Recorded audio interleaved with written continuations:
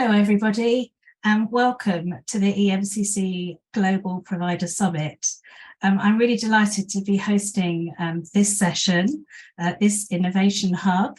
We have three great panel members to talk us through how individual supervision is complicated, but team coaching supervision and making sense of complexity. I'm really delighted to introduce to you Dr. Lise Lewis, Professor David Clutterbuck, and Craig Mackenzie. I'm going to hand over to Lise, I think, first, to do a more full introduction and to take us through the session. So I'm your host, Wendy Strome. I am EMCC Global Accreditation Manager for the UK, Ireland, Middle East and Africa.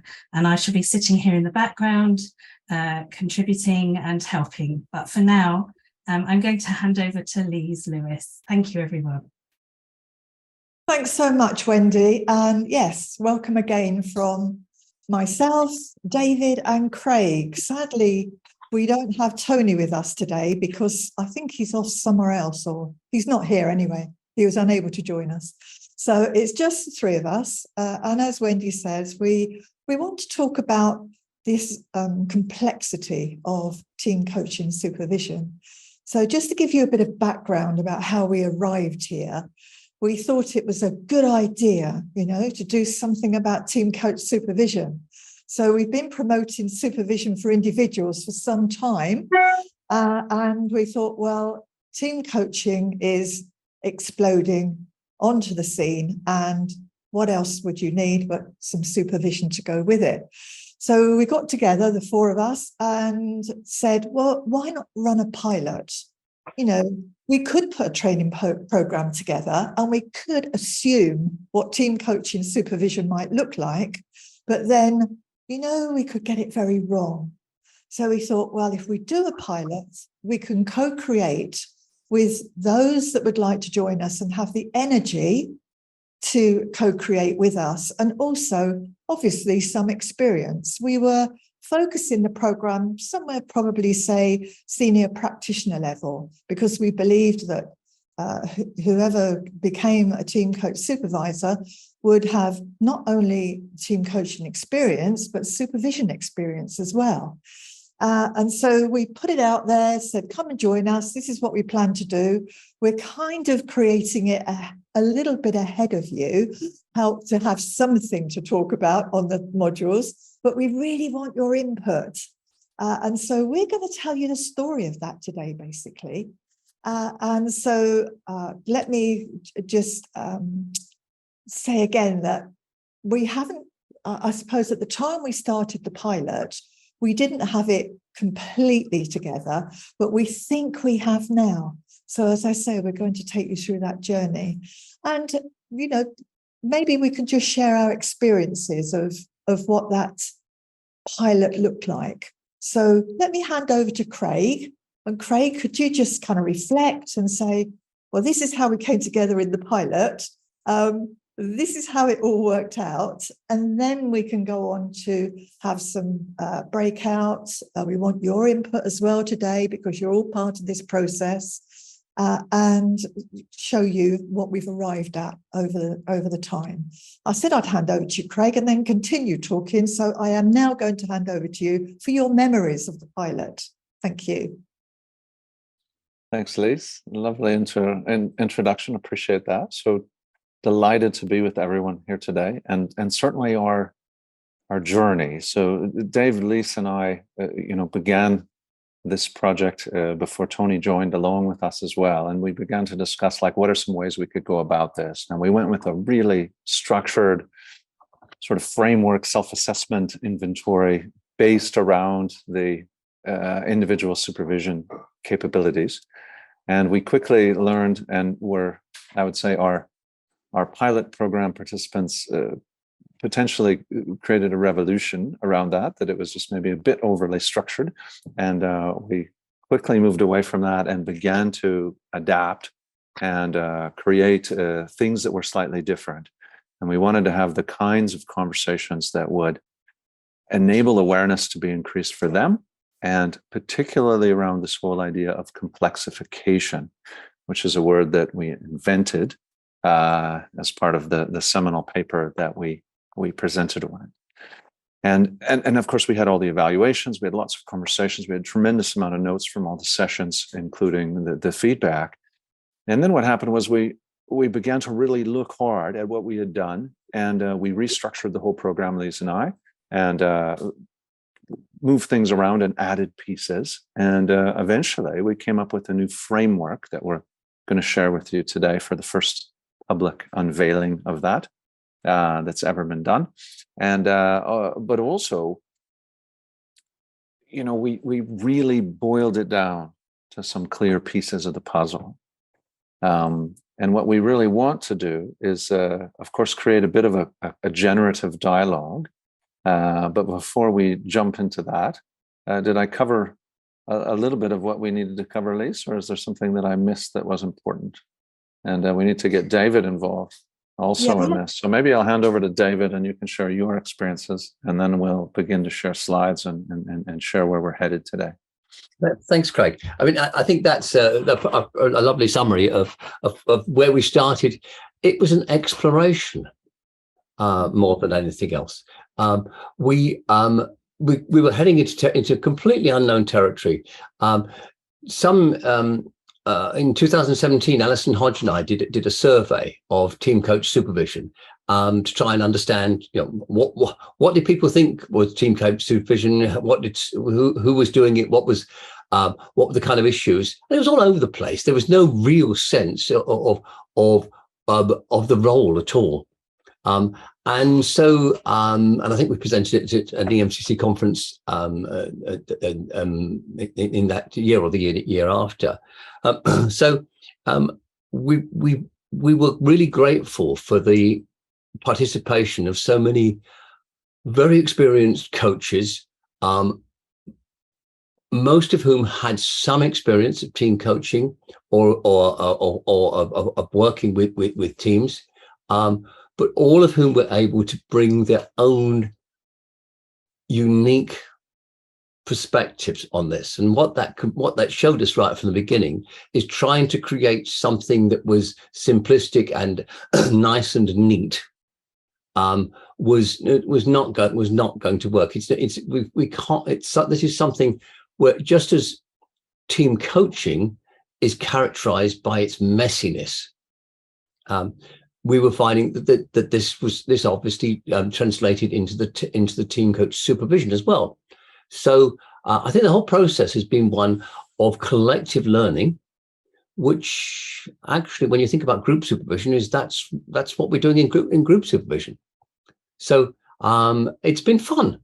We've had some lovely debates and dialogues, and as Craig says, quite a lot of pushback whenever we've tried to tie things down too tightly. Lise, back to you. Thank you, David. I think you've encapsulated between you really well. I'd just like to reiterate the point that Craig mentioned about the framework that we put together. We thought it would be a good starting point to have a combination of what were the EMCC draft team coaching competencies and what was the EMCC competence framework for coach mentor supervision. And we thought, well, maybe we can come up with, a working document that people can pick to pieces. And as you've heard from both Craig and David, it was certainly picked to pieces. And we did it over the course of a few modules. We didn't take this lightly. We really wanted to see if we could learn from what had gone before to inform the future of team coaching supervision. And we spent a lot of time around contracting and all of the competencies that we created. And when we merged the two, we tested it ourselves first to say, well, does this make sense? Do we believe for team coaching supervision? And so it was a kind of a really formed draft, if you like, to be tested. And we could have put together a revised one, because everyone that was on the program, and some of some of you are here, and I want to say a huge thank you to everybody that came on the pilot, because you had such a lot to offer, a cultural background, a richness of experience, and it really supported it. So we could have put together a draft. However, we could have put forward a draft for EMCC to review and consider. However, we thought this is too complex. We're already in a complex place with this topic. As David says, it's really messy. So let's do something else. And that's going to be what we're going to share with you today, as you know. So I think we've hopefully given you a flavour of the journey that we were on, which was also messy, I might say, because there were lots of changes along the way. And maybe Craig will give us the first slide, because we want to get your thoughts on what you think about the complexity of being a supervisor with individuals before we move into the team coaching supervision complexity. You will hear complexity and complexification, which we'll trademark probably, won't we, as we gave birth to it, along the way. So Craig, can I hand back to you, please? And then you can introduce, if you will, the breakout. Sure. Yeah. Thanks, Lise. Apologies. I have a little background noise right now, but it will go away momentarily, I'm sure. So yeah, I was working with a client recently, and one of the things that came up was this archipelago philosophy. And one of the things is that this generative learning dialogue would create things that would crystallize and become clearer. So as an archipelago is formed, as there's deposits where violence creates it, what are the things that stuck? I think that's a fair representation for the type of process that we went through to create this particular program. So what we want to do is create for you a generative learning dialogue. So we'd love for you to come up with the things that stick and have a very open conversation, but really focused on complexity. So the role of a coach supervisor working with individuals. So let's start there. When complexity is present, right? So this is when complexity is present, what's the role of the coach supervisor in working with that? And it may or may not be to get rid of it or solve it. Hopefully there's enough maturity in our space that that's not the first step for us. And so we're going to create a number of breakout rooms, and we want you just to have that discussion. What might be our role working with individuals when complexity is present? You certainly can share what you've done, some of the approaches you took, but we really want you to be a little bit more generative than that and think like, what might be the role? What is the appropriate role? What would be something that is stronger for us to do with that? And then when you come back, have at least identified a short phrase that captures your thoughts, and let's find out what comes up. And then we'll do another dialogue a little bit later around what might be present when we're with the team.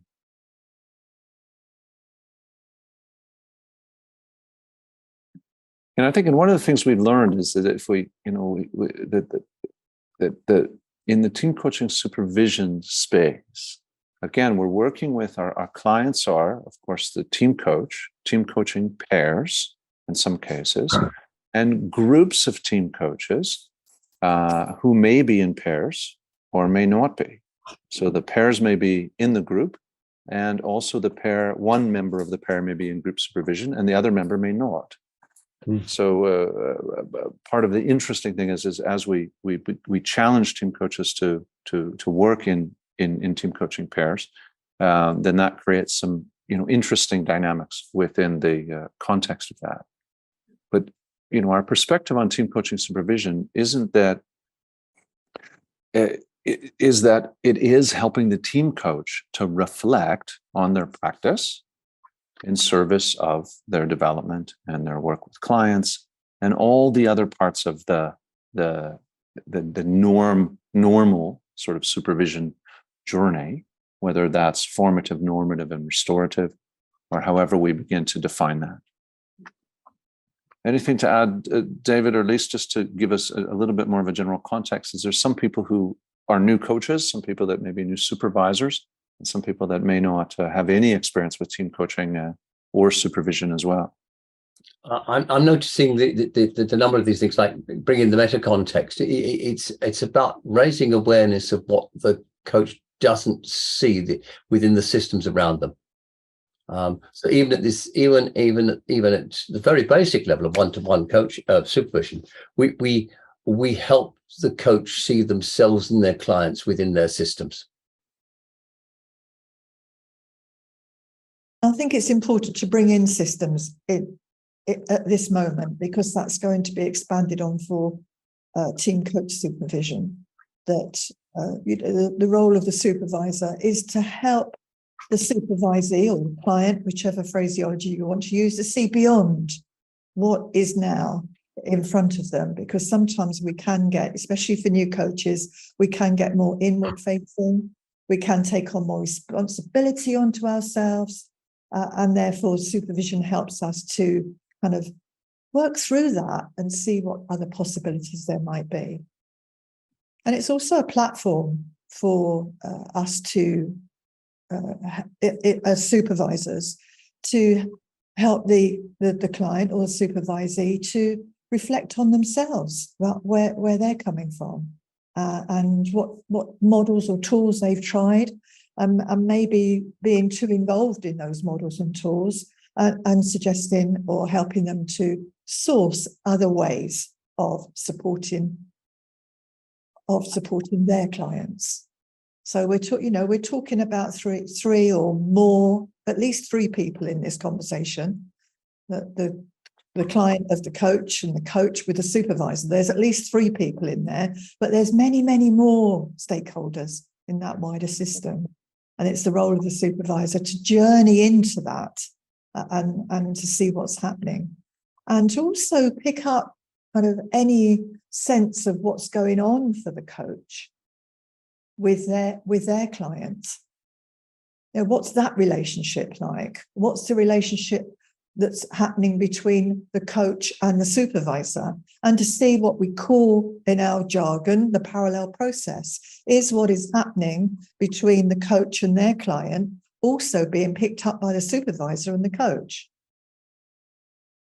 And what might be transferred onto the supervisor from the coach at an unconscious level, not intentionally, just at an unconscious level. So there's a complexity for someone new to supervision and new to coaching, that we need to take that time and give time to really look into it and get involved with it and not rush it. That's just a bit extra on top, a quick rundown on what supervision is with individuals. Well, and again, working with individuals, so not moving to the team coaching space yet, is that often the individuals tend to, when they're faced with complexity, they revert to what they're comfortable with. And very often that's working in a linear way, or possibly oversimplification. And in supervision, part of the role of the supervisor, when a coach is entangled in complexity. I had a session just earlier this week as a supervisor with someone, very mature coach, who had really an entangled kind of situation. And part of the way that we worked in terms of supervising together was to help her to be able to zoom out and begin to really just look at that and help her to ask questions to begin, so she could not be stuck in the entanglements and the complexity of that individual coaching sort of relationship with an organization and individuals, but begin to look at herself and what her role was in the system, and look at what her role was in relation to her client, in terms of the coaching client, but also the organizational client. And we explored, who's the client in your mind right now? And when you're in this meeting that's about to happen, who is the client in that meeting, and what are your various responsibilities? And helped her to come up with her own resources of how she was going to approach that situation, both ethically, in service of her client, and in service of the organization. So getting her to hold those roles. And again, this was individual coaching supervision as opposed to team coaching. So there's a lot of complexity in that conversation.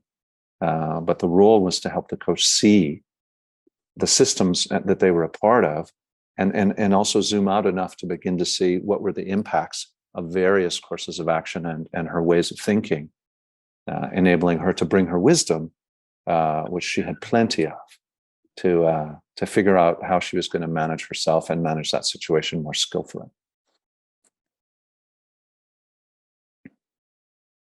All right, so we've got lots of things here, and there's lots of themes that are somewhat repeated, and of course, and there's lots of things that we need to do. So the role of the team coach, so some of these are questions, but what's the role as the team coach is holding the complexity, developing supervisees of anti-fragility, beyond resilience, that sense of being comfortable managing ourselves in that context, contracting and creating that safe space, and moving beyond competence into likely what we'd say dimensions of capacity and capability beyond that. What are you seeing, David or Lise, that seems to be themes that are emerging as you look at this? We've got some issues here on co-coaching, which I think are quite interesting. Mm-hmm. And that's something we probably will go into later within the framework. But there's and the word transform stands out to transforming mindsets. Transforming something we do to ourselves. I'm not sure that as supervisors we transform anybody except ourselves. Lise. Yes, I think I'm noticing a lot of interest around the word complexity, both in the chat. And I think we're using that word to summarize what would take a lot of time to explain. But if we could just think about the complexity in terms of being an individual for a start. As an individual, we're already complex, aren't we? Our socialization, our thinking style, our intelligences, our likes, our dislikes, our personality, etc., etc. Just think of ourselves for a moment and think what complex systems. We are a system as well within ourselves. What complex systems we are. Now, start to multiply that in terms of, we're going to be moving on, and maybe we can use this as a segue for adding the complexity that team coaching may bring to the discussion. And what I'm liking is the challenge to the word complexity that we've got in the group, because that also helps us to kind of take our thinking somewhere else. If we have just agreement, then we just stay where we are. So we love the challenge so that we can start to think outside even further and see where that takes us. How exciting is that? So if I just go back to where I was coming from in terms of, if we think about ourselves as a human being complex and a whole system, then just add, if we're talking about team coaching supervision, we support the concept of having two team coaches working with a team, which is not, that in itself is another debate, which we may get time for. But then you've got another complex system, haven't you? Because you've got another human being there. And therefore, there's a way of, how do you work together for the benefit of the team? Or how do you separate for the benefit of the team? Because that disconnect can also be as useful as the connect. So we already got two complex systems going on. Now let's bring the leader in of the team.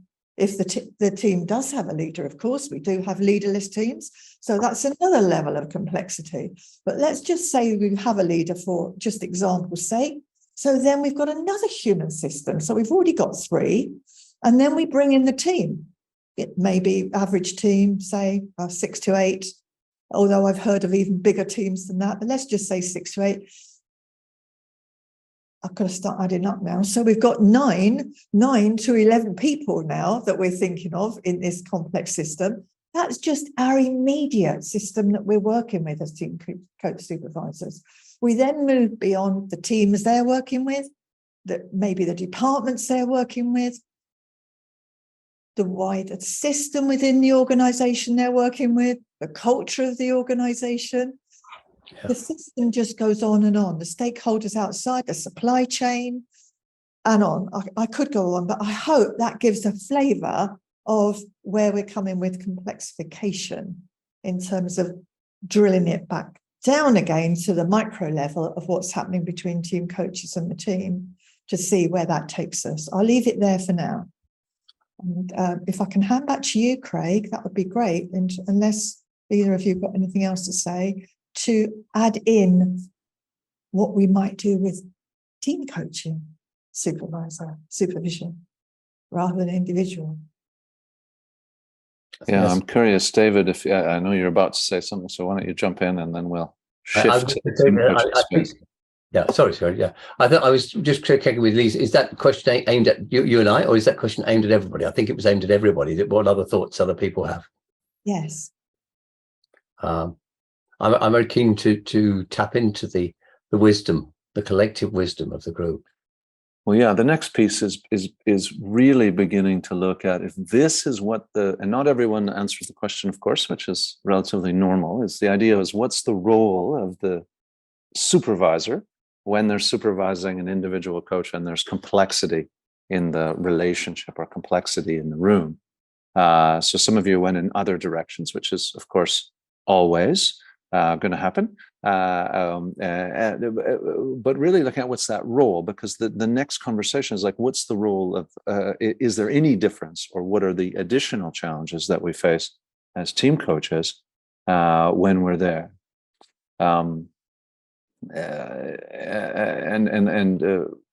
So really looking at it, what else do we add?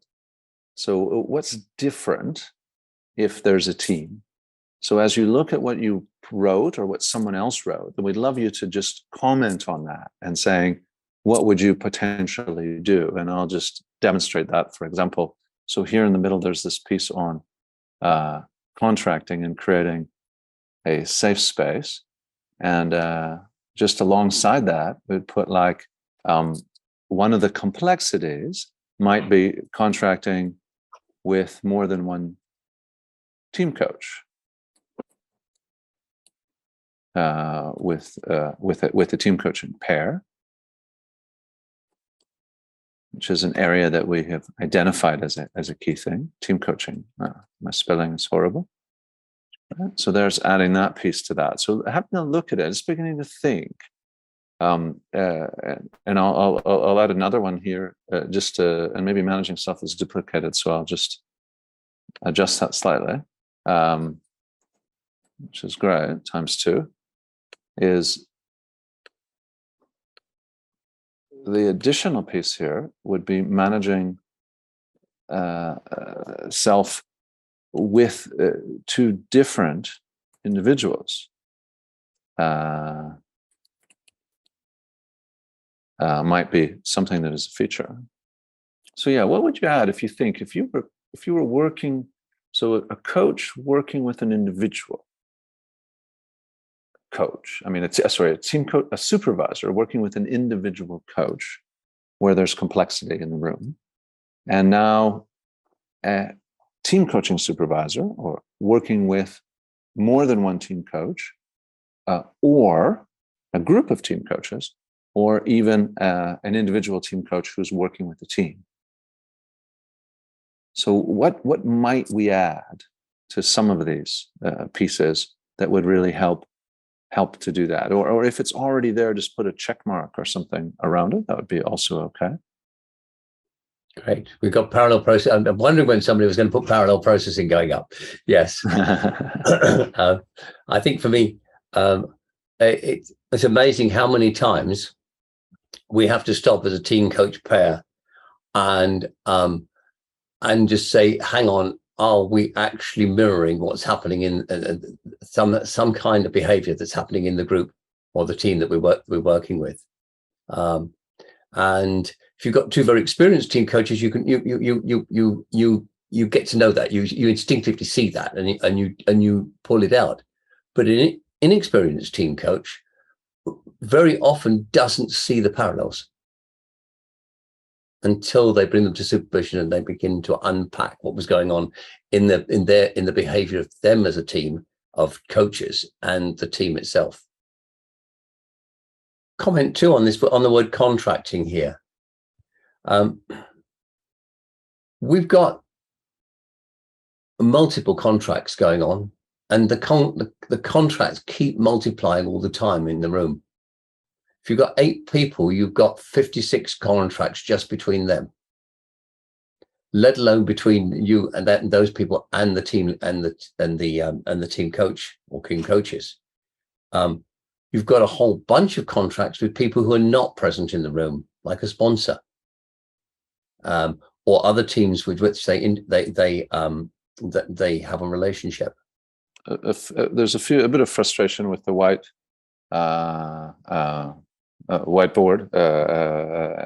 as well as interesting thoughts of, I mean, it is a bit abstract at this point, for certain, because this is meant to be a bit of an abstract exercise where we want you to project your thinking into what might be possible. So maybe we can just close the whiteboard and save it if we can, Wayne. So we have this as a feature, and is now a good time to shift into the framework, Lise, or should we just come back and have a bit of a conversation first? Well, I think let's just come back into the plenary and see what people are thinking, because I think there's in fairness, we don't know everyone's level of understanding on the session, and I think some people we know from doing the breakout rooms have said, I'm new to all this, and I'm not really sure what's going on. I'm here to listen.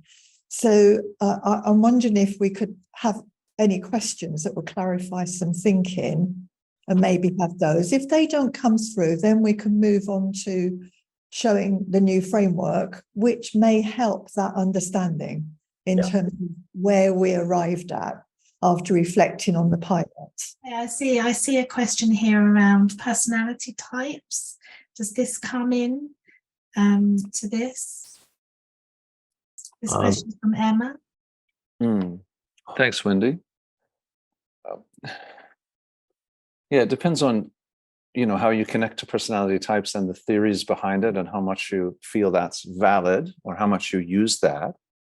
Some team coaches will work with personality-based tools in order to create conversations and some insight, and whether, of course, that's useful or valid in this context is also important for us to think about, and as supervisors to invite our team coaches to reflect on that particular action. But definitely this whole area of personality shows up. And in many cases in team coaching, what we really want to do is move beyond the personality type and begin to look at the behaviors that are being manifested on the team in relation to what the team needs to function like, or what its goals are, or how it wants to develop as a team. So sometimes we would work with a team coach that might be overly fixated on those tools, and begin to help them to move beyond that into what's the value of understanding personality in this team, versus, that can be, building more comfort, more relational knowledge, etc., that kind of thing.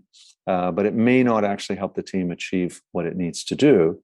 But it definitely may help the team maybe understand each other a little bit better. But whether that feeds into performance, development, learning, or enhanced ability to deliver value to their stakeholders, then that would be the kind of key questions that we'd want to challenge the team coach with. Not necessarily from a supervision perspective, but definitely from an education perspective. For me, that it comes to supervision quite a lot. When you, particularly when you've got 2 team coaches working together, or one team coach who's come out of perhaps a consultancy background, who insists upon somebody insists upon using a personality diagnostic right at the beginning of the team coach assignment. And sometimes that's exactly what's needed. But without the discovery process beforehand to identify where this team's coming from, it can be a very dangerous distraction because it focuses them on just one aspect of relationships, not even on the whole issue of relationships. And there are multiple factors that need to be addressed. So I think there are some real dangers in rote use of psychometric instruments of that, or personality diagnostics of that kind. At the same time, the other side of that coin is there an impact of the personality of the coach in terms of how they come to present at team coach supervision? I've not seen any evidence that personality type drastically influences the ability to reflect. Yes, extroverts may actually be more inclined to do things, but everybody can learn, no matter what the personality type. People can learn to reflect, and the team and the coaching process and the supervision process helps them, just creates the environment where they want to do that. So perhaps we have a different supervision environment where people come with different some extremes of personality, but I think that's quite rare.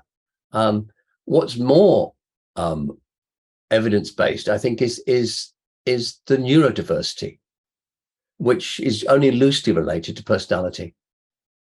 And what we're learning at the moment from case studies we're gathering is that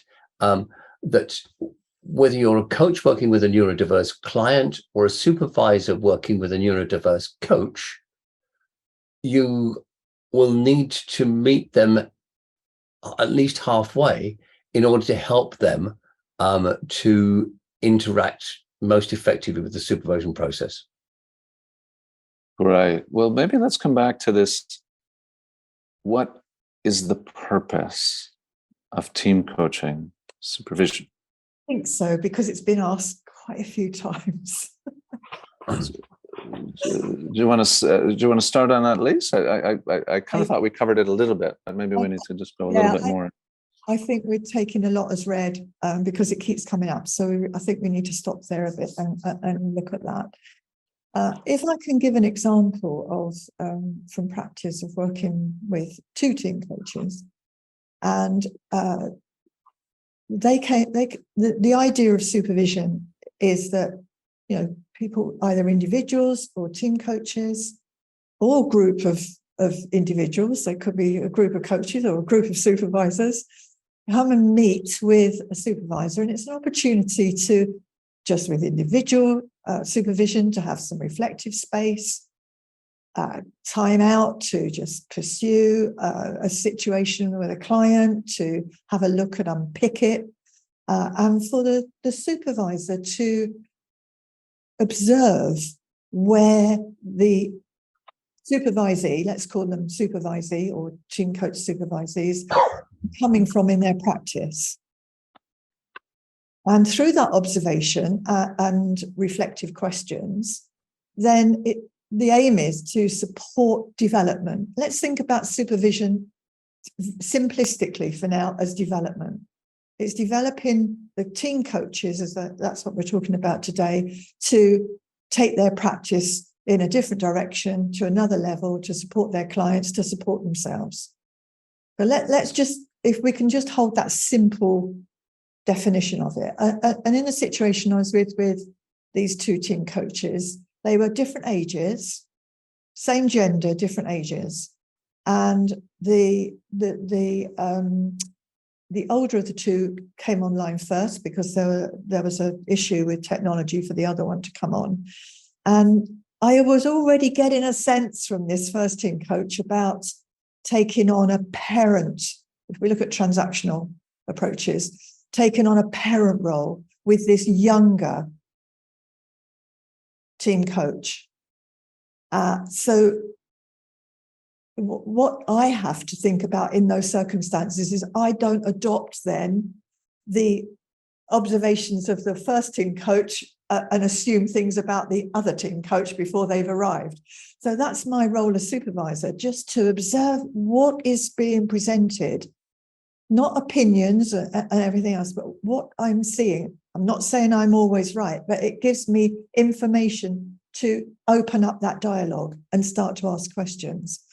And I got the impression, without owning it, that the older team coach felt that the younger team coach was naive and, other explanations. So when the younger team coach joined, it was an opportunity for me to ask questions, to bring the younger team coach into the conversation, because I felt the younger team coach was feeling in awe or not able, a bit like a compliant child, if we use the TA terms again. So the role of the supervisor there is to make sure that both are able to air their thoughts by a questioning from the supervisor. I'm going to stop it there because I'm conscious of time. I hope that's given just a brief example for the purpose. I don't know if you want to add anything, Craig or David. That's a pretty good. I think that's a pretty good example. Thank you, Lisa. I mean, all we're doing, whether it's coaching or supervision, is helping somebody achieve clarity. In order to that's it. We create clarity so people, or help people achieve clarity so they can make better decisions. Let's present the framework. Sure, yeah, and I mean, just to add to that, as we segue into the piece here, is we in team coaching supervision, of course, we're helping the supervisees to develop their ability to reflect on their practice more skillfully, their own individual development, the dynamics of their relationship, but also the development of that team coaching pair as a team that is working with team coaches as well. But let's share this idea of this framework, and I'll just sort of walk us through it a little bit, and then we can look at David and Lise can fill in some pieces as well. So based on our research, based on our work, and based on the pilot program and all the feedback, what we see as a framework for team coaching supervision is that there needs to be this strong foundation of training and experience in coaching, team coaching, and supervision. So one of the questions in the chat was, I'm a beginning supervisor, I'm just about to graduate, can I supervise teams?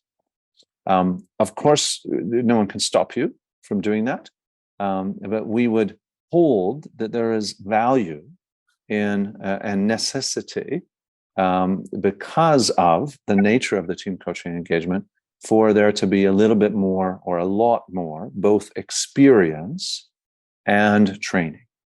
So we see that the training and experience in supervision is substantial.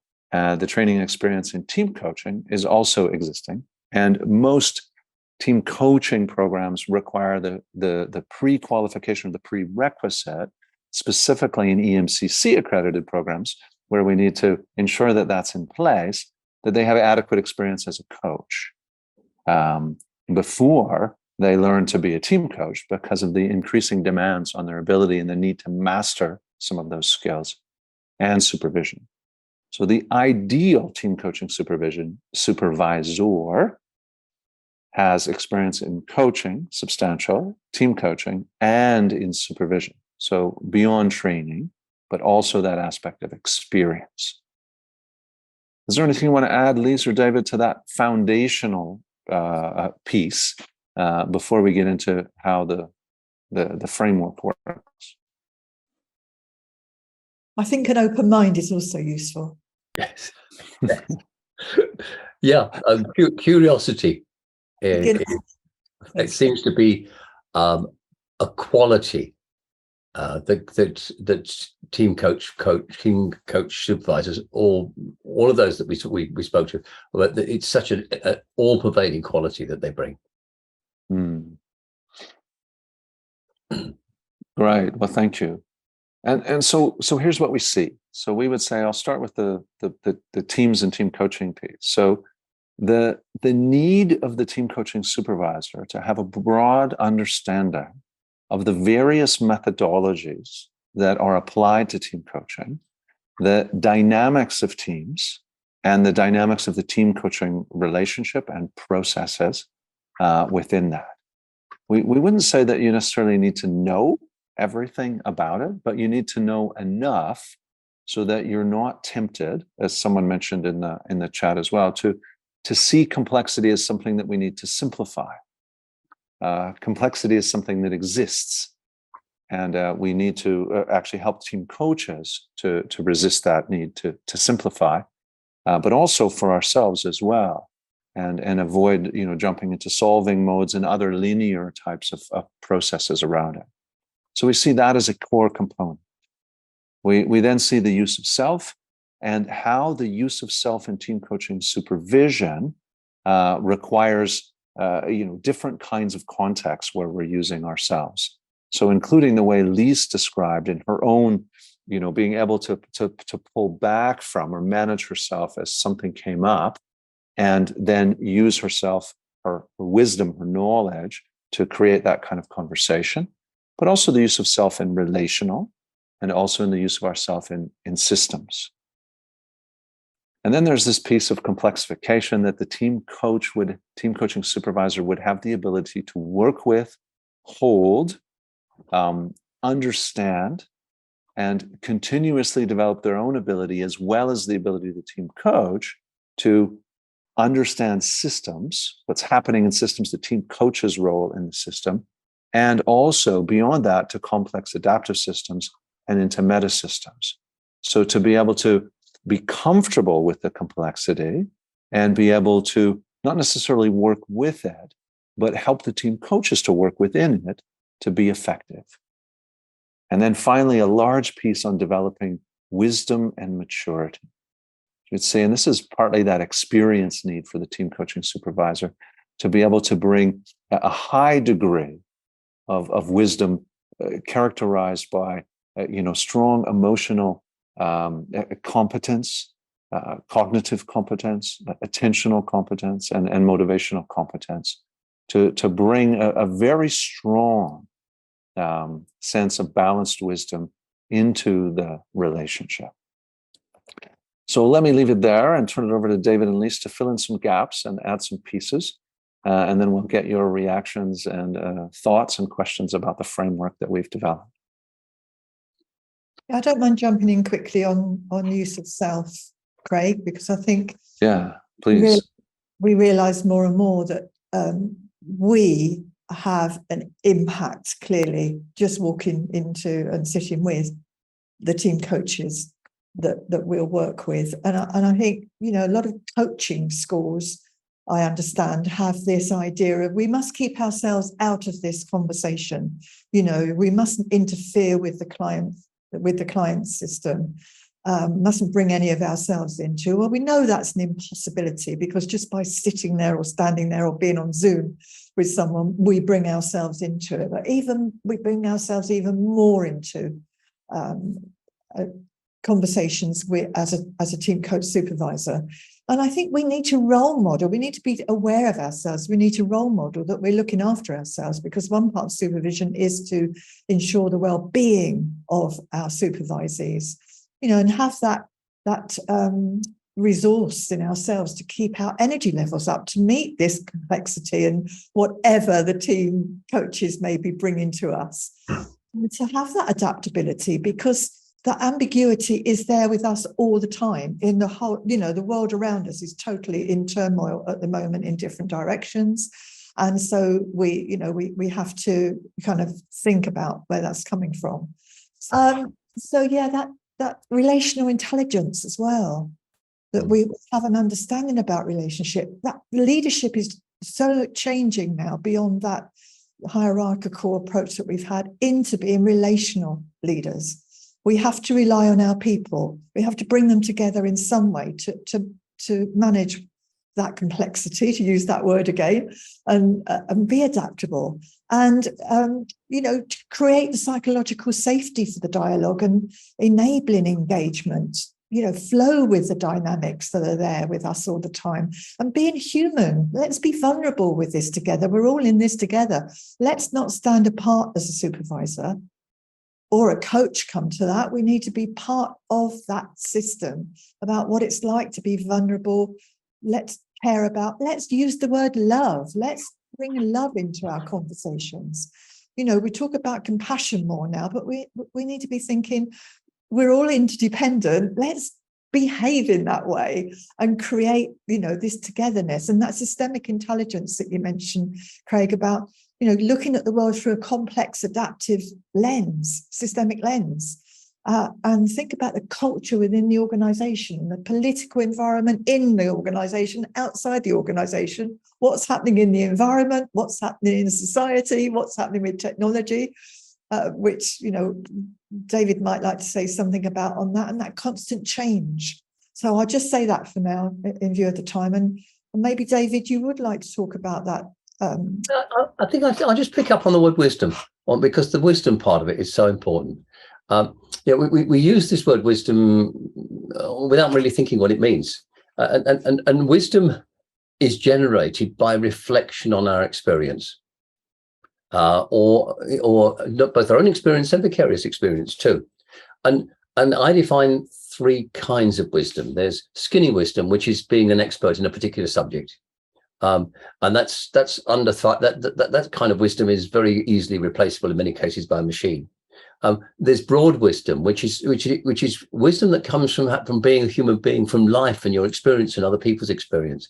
And there's meta wisdom, which is the ability to put together multiple contexts and knowledge and areas of knowledge to create new questions and create new perspectives. And I think we're operating in supervision at the meta wisdom level.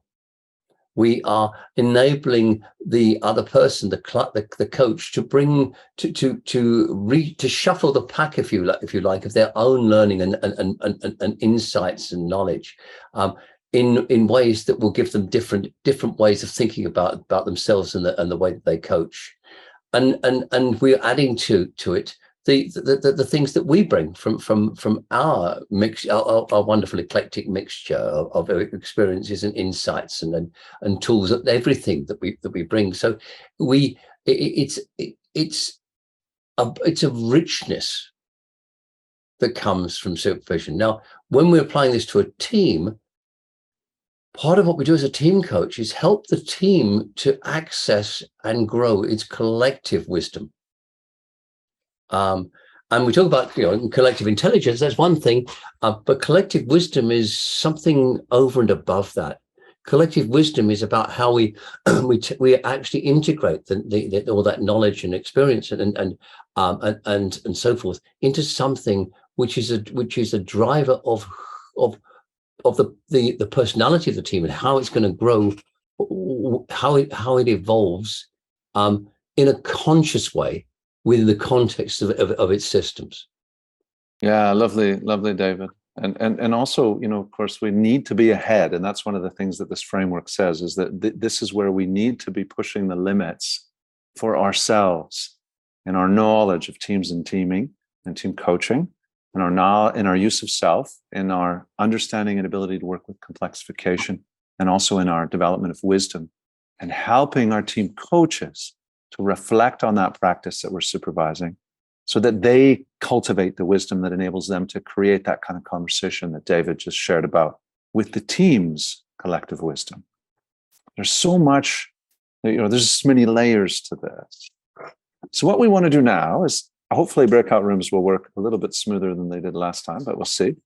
We're going to send you back, and we just want to say, what are your thoughts now about the role of a coaching supervisor, a team coaching supervisor, working with team coaches?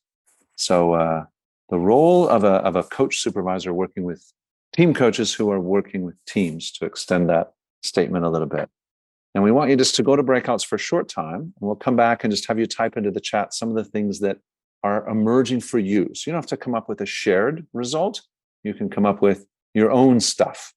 And that we'll use that to increase and expand our own perspectives on this. Thanks for those of you that endured the jumping and moving, and hopefully you had some good, interesting things. Some of the rooms were smaller, that's okay. But what we'd love you to do, so two things are going to happen. One, we'd love you to put in the chat what you think is the difference or what is required. There's no right or wrong answer, and we're not trying to, pad. We just want to really hear what's coming up from you. And then the second thing is immediately after this, there is a networking session where we can have much more of a conversation. And this is a bit of a presentation, and we had some activities that kind of worked and maybe didn't work as well as we hoped they would. That's technology for us. But love to have you put in the chat, what are the insights to that question that we had, what are your thoughts now? So what are your questions? What are your insights? Having worked through that whiteboard process, listened to the framework, heard us define things, what are your thoughts now? And just put those in the chat, and then we can save that chat and we can add it to the pool of knowledge that we have as we're continuing to develop this space around team coaching supervision. So feel free to throw those things in. Sorry, Elise. And also, if you want to unmute yourself and share, go right ahead, but we don't have that much time left. Sorry, Elise. I like Luca's comment, being able to help untangling the yarn. Drawing out collective vision of the team coaches, perhaps of the team coach as an individual.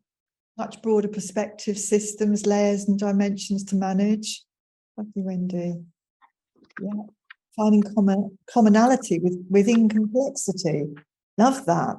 I saw earlier a comment about looking at the layers individually and layer. So.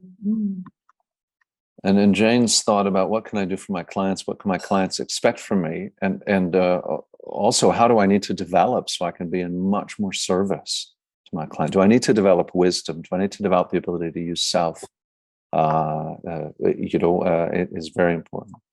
David, you're spinning some of your magic again with wisdom. Remember, to a dyslexic, wisdom spells was dim. Well, obviously, I love that phrase, skinny wisdom, which is nice, for sure. All right, so lots of things. What are you seeing, David? Anything jump you? I'm not seeing anything because I'm not seeing the chat.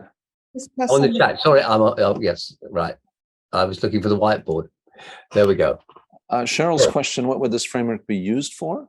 This is, the framework that we've developed in service of the training and development of professional team coaching supervisors. As the plan for us, as a framework for their development, for their learning, for measuring even their ability, for creating their own development plans, and for helping them to reflect on their practice. So that's the plan. It might be in the future that there's a case for creating a competency framework or a set of standards, but we didn't. The feedback that we have and the interactions we've had suggest it's a bit early for that. We certainly have some information to share if it's ever needed. Yeah, thanks everyone. Yeah, thanks Cheryl. Seeing it as emergent, definitely. It's new, isn't it? It's like every new discipline that we start with, we learn all the time. Look back at coaching when it first came. The other word that we have, of course, complexification is simplexity, which is the art of making complex things simple but not simplistic. And it is an art. It's not. It's using metaphor. It's using parable. It's using all sorts of ways to try and understand systems, the complexity of systems from multiple directions. We can never truly comprehend any system. We can find ways of seeing bits of it and making sense of what we see, but that's as much as we can do. Yeah. I love Cheryl's point. We're creating new language. We are. Indeed. Yeah, indeed. And the most important thing is it doesn't sound like gobbledygook to anybody else. Big, massive thank you for an absolutely wonderful session, some real insights into the pilot and the building of our understanding in this field. Thank you so much. I would like to ask at this stage if our panel, perhaps one of the panel, might give us sort of a 30-second reflection on the session itself, what we've learned from this session, perhaps our key takeaways or reflections. If I could ask perhaps one of you to do that for us, Lise, David, or Craig, please.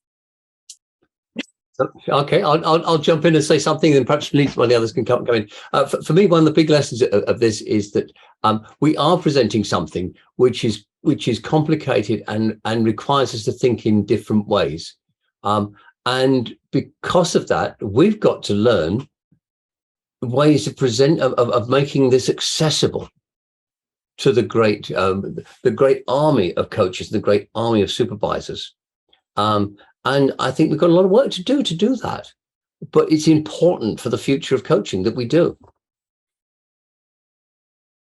Yeah, and I think a learning for us is that we need to create dialogue. We're not trying to convince or sell.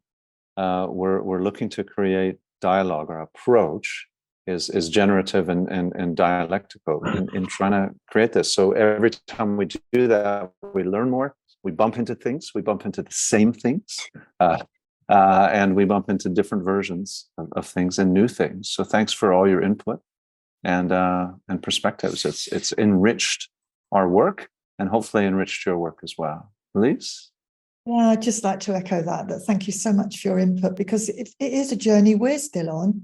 And there's some way to go, but we'd like to get it done pretty quickly, because there's a lot of team coaches out there now, and we hope to generate that interest in understanding about what team coaching supervision offers as a new discipline. So thank you all for contributing to that today.